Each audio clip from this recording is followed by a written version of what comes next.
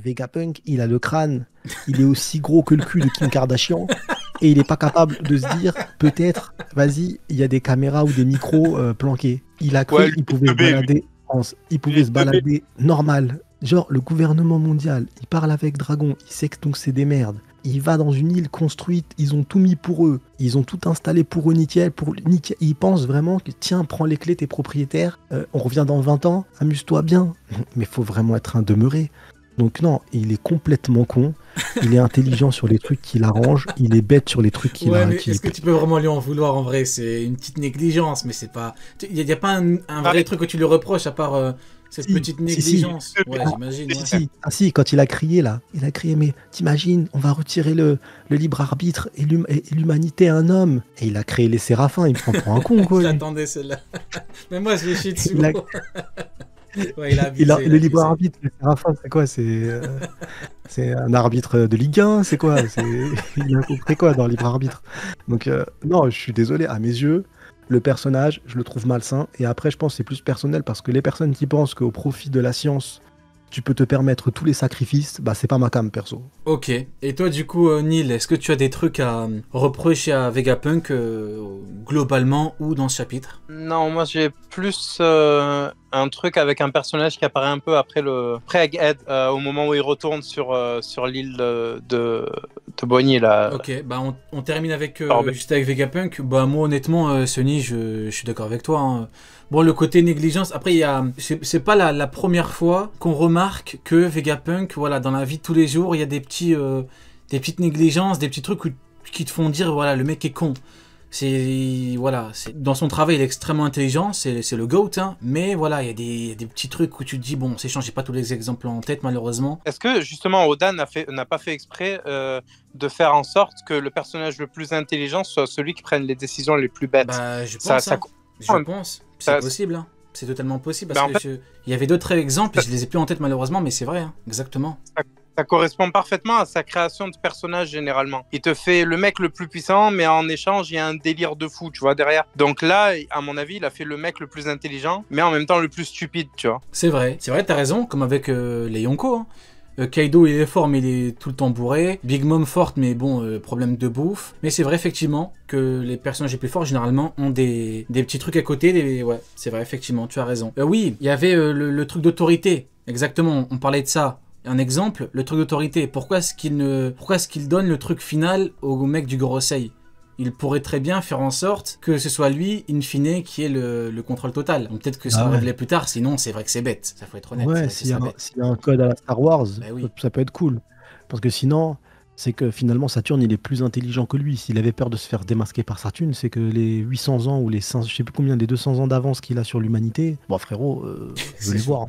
Ouais, mais ouais, voilà, au niveau de la morale, on repassera Vegapunk. Ouais, tu me demandes de... Non, je pense que c'est surtout parce qu'il connaît Kuma, je pense. C'est pour ça qu'il fait genre, ouais, tu me demandes de tuer un homme et tout. Je pense que c'est parce qu'il le connaît, parce que bon, quand tu prends le truc des séraphins, ou alors avec le temps il a changé. Parce que ce truc des séraphins n'avait pas encore démarré. Je vois ce que tu disais par rapport aux séraphins, au niveau de la morale. Les séraphins, il leur a mis l'humanité, parce que du coup, ils ont des caractères. Il leur a mis l'humanité, mais il leur a retiré le libre arbitre. C'est des pantins qui, selon l'ordre de contrôle, peuvent passer de gauche à droite sans aucun souci. C'est monstrueux. Et il en était fier de fou furieux. C'est ma plus belle création. Ça y est, j'ai réussi. T'étais en panique celtique pour... Oh, la rêve que les gens de Mano. Et là, tu te promènes à poil dans la vallée pour ça. Non, c'est trop. Comment ça, il était heureux comme pas possible. Comment ça, j'ai non, je veux dire, il était heureux de fou, tu sais, pour les séraphins. Et là, non, là, les séraphins, pour moi, ça reste des êtres qui ont une humanité parce qu'ils ont un caractère. On l'a vu avec les personnages, comme on les a montrés, ils ont un vrai caractère. Et pourtant, ils n'ont pas de libre arbitre, ils peuvent pas décider. Et sauf un moment, faudra voir, c'est Boa Hancock, Mini Boa, qui a réussi à prendre des ordres d'elle-même, mais à voir comment ça fonctionne réellement. Donc, même lui était choqué, hein. De mémoire, Vegapunk, il a dit ah bon, elle était amoureuse ou je sais plus quoi. Donc il était un petit peu choqué, mais lui, il a pris une note là, il a pris des notes. Il a dit ah, ça marche comme ça. Finalement, c'est un déchet. Finalement, c'est un déchet. Ouais, bon bah voilà, du coup pour le cas pour le cas de Vegapunk. Du coup, Neil, tu voulais nous parler d'un personnage par rapport à la suite? De plusieurs. En fait, quand Alpha apparaît, il y a 2 mecs derrière elle. Et je voulais parler des 3 persos en fait. Alpha, déjà, elle ressemble énormément à Khalifa. Et on avait déjà eu son père, Lasky, dans le flashback de Robin. Et du coup, elle aussi, elle fait partie d'un Cypher Paul. Je sais pas si vous vous souvenez de la. Je crois que c'était une mini-aventure où on voit les membres de Mads en arrière-plan. Et il y a un perso qui apparaît tout le temps dans One Piece. C'est le gars qui a son truc sur la tête là, la lampe de docteur sur la tête qui est juste derrière Alpha. Il est de partout dans des cases scientifiques qui impliquent le gouvernement. Et l'autre, les deux, ils ressemblent du coup aux 2 mecs de fond qu'on voit faire partie des Mads. Ah mais oui. Ah mais oui. Mais oui. Et ces 2-là, j'ai l'impression de les retrouver dans ce chapitre. Attendez, je vous montre. Du coup, ce seraient des mecs qui travaillaient avec Vegapunk et Queen et tout chez les Mads. On parle de monde. Ouais. Ben, en fait, on sait qu'à part Queen, mais c'est eux, tous les autres ont été... Bah ouais, c'est eux. Ah bah ouais, c'est eux. La même tête. Bah ouais, c'est eux, la même tête. Sauf que lui, à droite, il a eu une barbe entre-temps. C'est ça, exactement. Franchement, t'as l'œil, hein. Franchement. Bien vu, hein. Pour regarder les mecs en arrière-plan du truc, déjà que généralement, les Mads, les gens, ils s'en battent un petit peu les steaks, alors que moi, bon, j'ai toujours kiffé un petit peu tu vois, le rassemblement d'anciens, tu vois, c'est un petit peu comme les Rocks, un rassemblement de beaucoup de mecs qu'on connaît, bon, même si les Rocks, c'est un autre game. Et là, au niveau scientifique, c'est l'équivalent des Rocks, hein. Les Rocks en puissance, là, au niveau scientifique de tous les GOATs, effectivement, pour avoir l'œil, ouais, franchement, bien joué. C'est vrai que c'est eux. Ben ça, tu sais, le projet Manhattan, en fait, c'est le même délire avec tous les scientifiques de One Piece, quoi. Et c'est pour ça que ces 2-là, qui sont pour l'instant les 2 seuls qui n'ont pas été nommés, ben, perso, j'attends en fait, j'attends d'avoir un vrai bail sur eux, tu vois. Donc dès que je peux avoir la moindre info sur l'un des 2, forcément je le remarque, tu vois. Ok. Bah ouais, bah du coup, ça voudrait dire que le GM a recruté tous les potes de Vegapunk. En fait, à part... Enfin, tous les potes. César, du coup, ils ont pu travailler avec lui. Enfin non, César, du coup, travaillait avec Vegapunk. Déjà, bah ouais, c'est ça, c'est la même équipe. Hein. En fait, c'est Queen qui est parti...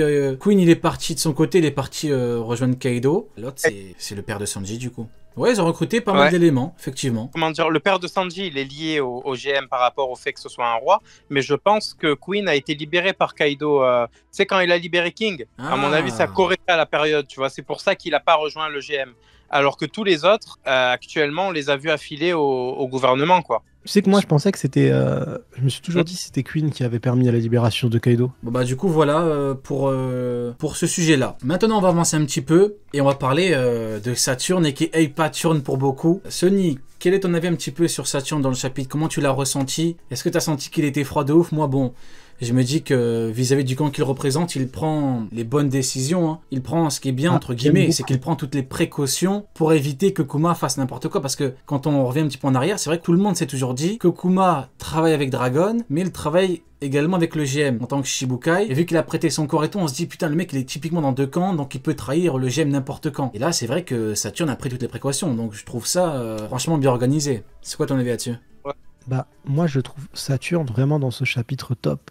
Surtout la case où on le voit apparaître, parce qu'au début on le voit dans l'escargophone, on a la confirmation avec une case qui est vraiment, je trouve, la plus belle de Saturne actuellement, où il lui dit tu devras définitivement renoncer à toute pensée et conscience. Je le trouve incroyable. Il a un regard vraiment là où tu te dis ouais, c'est un antagoniste qui fait peur. C'est un antagoniste qui va faire du mal. C'est un antagoniste où tu ressens la peur sur ces personnages-là. Même, c'est pour ça qu'à l'époque on pensait, moi le premier, je pensais vraiment que c'était un politicien, mais là, il est terrifiant. Et j'ai rarement vu quelqu'un de la marine faire autant peur sans passer à l'action, par exemple, tu vois. Les soldats de la marine, quand ils arrivent à imposer quelque chose, c'est par la peur de leur puissance, de leur logia, par des capacités. Lui, juste sa manière d'être, sa froideur, son écriture, fait de lui un antagoniste terrifiant. Et donc, du coup, je peux que valider, perso, pour ce chapitre-là. Il prend encore plus de l'épaisseur. Et ce qui est important de se dire, c'est que One Piece, comme tu l'as dit tout à l'heure, c'est les puissants qui nous permettent d'écrire de belles histoires, tu vois. Et là, les membres du Gorosei, ils sont restés dans l'ombre pendant plus de 1000 chapitres, où on les voyait de manière sporadique. Et là, le peu qu'on a vu, très rapidement, de par tous les cailloux qui avaient été lancés sur les Tenryubito, sur le fonctionnement du gouvernement mondial, là, rajouter un caractère, une pensée à tous ces petits cailloux rend Saturne tellement grotesque en tant qu'antagoniste, en tant que merde, en tant que monstre, parce qu'il est intelligent, parce qu'il a pas, t'as l'impression de pas avoir de faille dans son raisonnement, comme t'as dit, il va pas penser en mode ah bah vas-y là je vais être gentil sur, non, il essaye de combler toutes les failles. Donc c'est un antagoniste terrifiant. Sur ce chapitre, il est incroyable. Ouais, je valide. Et toi du coup, Neil, comment t'as senti un petit peu Saturne dans le chapitre, comment il parle, comment il est représenté là-dessus? Je juge la dangerosité d'un personnage qu'on n'a pas encore vu à l'action au résultat. Et là, les résultats, c'est l'ascension au rang de grand corsaire de Bartholomew Kuma, connu pour son obéissance excessive, malgré son surnom de tyran, terrorisa les pirates du monde entier. C'est-à-dire que le type, il t'a fait un contrat en mode je détiens ta fille, tu ne peux rien faire, et en échange, tu vas m'obéir. Obéissance excessive. Le type mettait du zèle à fracasser les pirates ennemis du gouvernement mondial et se montrait terrorisa les pirates du monde entier. Pourquoi ? Tout simplement parce que Saturne avait le gros moyen de pression sur lui possible. C'est-à-dire qu'au moment des négociations, il a pris la décision la plus intelligente et la plus cruelle possible envers Kuma. Exactement, je valide, grotesque, tu as totalement raison. C'est vrai qu'on juge effectivement pas seulement vis-à-vis de ce qu'il dit, mais vis-à-vis des conséquences de ce qu'il arrive à faire. Effectivement, c'est vrai que on nous dit bien, c'est le narrateur qui parle de mémoire, hein, que ça terrorisa les pirates du monde entier, parce que c'est vrai que c'est le premier rôle des Shichibukai. Hein. Les Shichibukai, ils sont là pour réguler, entre guillemets, un petit peu le marché. Ils sont là pour faire peur un petit peu aux pirates plus ou moins faibles. Exact. Voilà, donc effectivement, ça aide grandement la marine et le GM, effectivement. Et là, ce qui est bien avec Saturne, surtout, c'est que là, c'est qu'un seul des 5 mecs, et là, il est typiquement dans son élément. Donc là, j'ai l'impression que ce qu'Oda nous montre, c'est que là, t'as le mec chef, dieu guerrier de la science, il est dans son élément, il gère parfaitement ce côté-là. Donc maintenant, on imagine bien les autres. Par exemple, du guerrier de la finance ou au niveau politique, ceux qui gèrent les lois, on imagine qu'ils parlent comme ça avec les autres rois, avec comment tu gères Impel Down et tout. Donc on imagine que Oda va tous les mettre en avant, un par un, et que bon bah là, Saturne, c'est extrêmement bien fait. Hein. Tu vois que le mec, c'est son game. Hein. Là, tu vois, il laisse pas le choix à Kuma, il dit c'est ça ou rien, et Kuma, il a pas le choix, il dit j'accepte. Donc c'est bien fait. En fait, il a tellement pas le choix que contrairement à tous les autres Shichibukai, il s'est déplacé pendant la réunion qui décidait du remplacement de Crocodile. Mihawk l'a fait parce qu'il avait des intérêts à y être par rapport au nouvel équipage qu'il suivait et par rapport au fait justement que cet équipage avait fait tomber Crocodile. Doffy y est allé uniquement par amusement. Le seul des 3 qui y est allé par devoir, c'était Kuma. Ouais, c'est vrai. Bah voilà pour le cas de Saturne, un masterclass, l'auteur qui le met très bien en avant. Et ce qui est fou, c'est que bon bah on en revient du coup à Egghead, on vient dans le présent avec du coup Kizaru qui se fait exterminer par Luffy, une patate, et le mec se chie dessus par terre et qui s'excuse même auprès de Saturne, désolé, je pourrais pas me relever. Et là t'as Saturne qui est bien mis en avant, on se rend compte que Kizaru au final c'était pas l'acteur principal, hein, c'était l'acteur secondaire. Et la vraie star entre guillemets, c'est un petit peu la métaphore qu'a utilisé Marco sur Onigashima, qu'il a dit les stars sont là, Zoro et Sanji qui vont affronter King et Queen, c'est pas moi. Bah, du coup c'est comme Kizaru, donc on a l'impression que là l'auteur nous met bien en avant Saturne et il utilise le flashback pour faire d'une pierre deux coups. Il te montre bien à quel point le mec il est sombre, et là il gère un petit peu le côté technique. Par contre, au niveau du présent, là, il va gérer un petit peu le côté combat, parce que c'est deux choses différentes. Là, t'as le côté un petit peu c'est de la gestion. Dans le présent, c'est un mec qui doit combattre, il est même en forme démoniaque. Et ce qui me hype, c'est la suite. Hein.